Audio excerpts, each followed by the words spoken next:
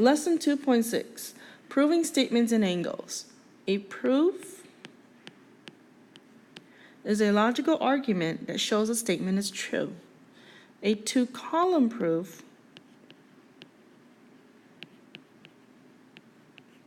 has numbered statements and corresponding reasons that show an argument in a logical order. Let's look at a very simple example here. Given AC is equal to AB plus AB, so this length twice. And then we need to prove that AB is equal to BC. So let's first write given for the first reason.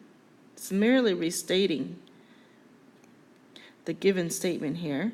And then I'm going to take AC and I'm going to set it equal to AB plus BC.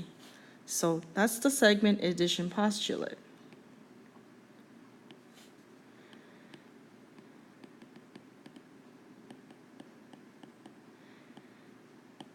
And then, now I can use the substitution property and set AB plus AB equal to AB plus BC. So this will be the next step.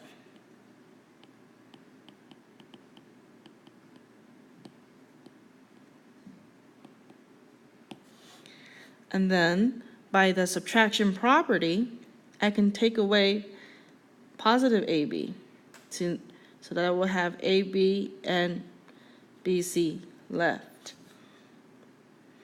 So then that's what we wanted to prove. AB is equal to BC.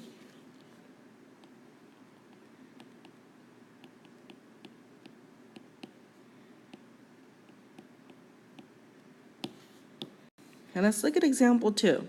I'm given that measure angle 2 is equal to measure angle 3, and that measure angle AXD is equal to measure angle AXC.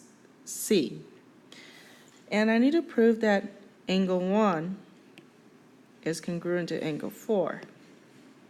So my strategy here will be to take this part of the given statement and use the angle addition postulate to rewrite what these two angles are equal to. So for the first step, I would say given. And I'm going to take measure angle AXD, and I'm going to set it equal to measure angle 1 plus measure angle 2. I'm going to do the same thing for measure angle AXC. So measure angle AXC equals measure angle 3 plus measure angle 4. And both of these will take angle addition postulate as the reason.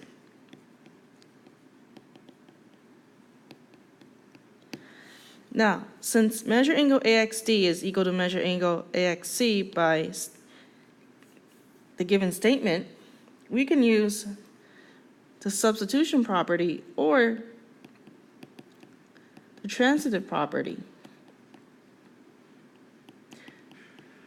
to set measure angle 1 plus measure angle 2 equal to measure angle 3 plus measure angle 4. Now, I'm going to use the second part of my given statement. Measure angle 2 is equal to measure angle 3, and write given. And then I am going to take measure angle 1 plus measure angle 3. I'm going to sub in measure angle 2 for measure angle 3 and set it equal to measure angle 3 plus measure angle 4. Nothing changes on the right hand side, so this will be substitution.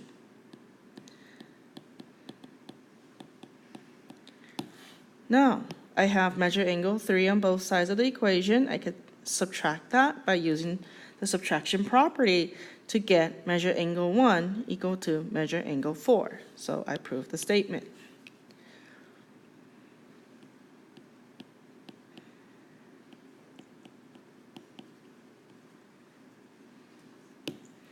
Okay, the reasons used in a proof can include definitions, properties, postulates, and theorems. A theorem is a statement that can be proven. Once a theorem has been proven, it can be used as a reason in future proofs. Okay, let's run through a few simple theorems. So for the reflexive, for any segment AB is congruent to segment AB. For a symmetric, if segment AB is congruent to segment CD, we get segment CD congruent to segment AB.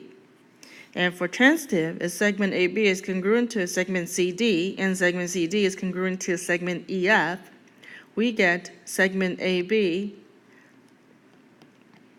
congruent to segment EF.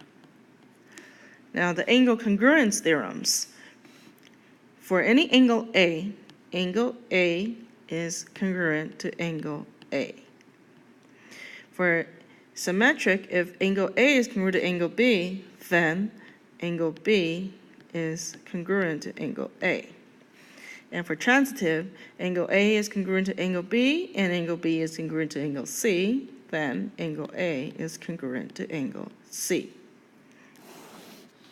Now, for example 3, let's do this really quickly. Name the property illustrated by the statement. If angle 5 is congruent to angle 3, then angle 3 is congruent to angle 5. So we would call this symmetric property, or the symmetric theorem, and for angles. And for part B, if angle R is congruent to angle T and angle T is congruent to angle P, then angle R is congruent to angle B. So the transitive theorem for angles. If segment NK is congruent to segment BD and segment BD is congruent to segment NK, then we get symmetric for segments. Okay, let's look at another proof here. Given that BD, ray BD bisects angle ABC, prove that measure angle ABC is twice the measure of angle 1. So the given statement, ray BD bisects angle ABC, the reason would again be given for step 1.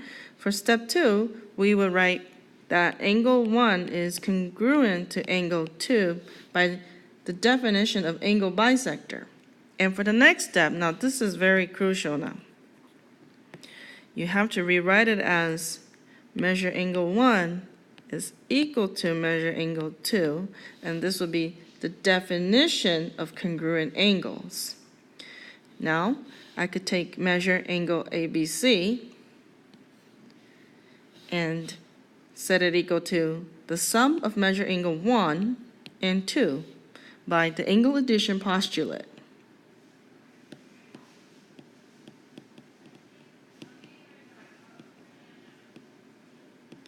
And then, for the next step, I could take measure angle 1 and then add it to measure angle 1 again. So for here, I substituted measure angle 2 with measure angle 1 from step 2. So the reason would be substitution property of equality. And then I can add these two together to get 2 times measure angle 1 equal to measure angle ABC. And the reason will be the distributive property.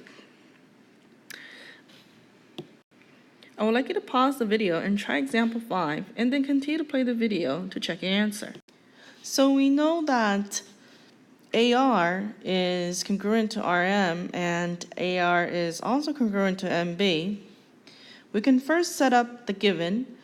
R is the midpoint of segment AM, and MB is equal to AR.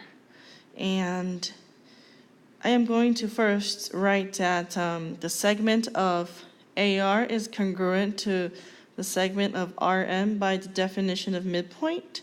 And then I'm going to rewrite it as AR equal to RM by the definition of congruence.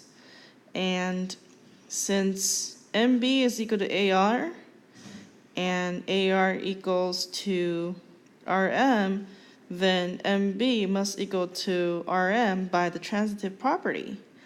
And then I need to rewrite it as segment MB is congruent to segment RM by the definition of congruence. And then we will have proved that M is the midpoint of RB by the definition of midpoint. And we will continue more proofs in class.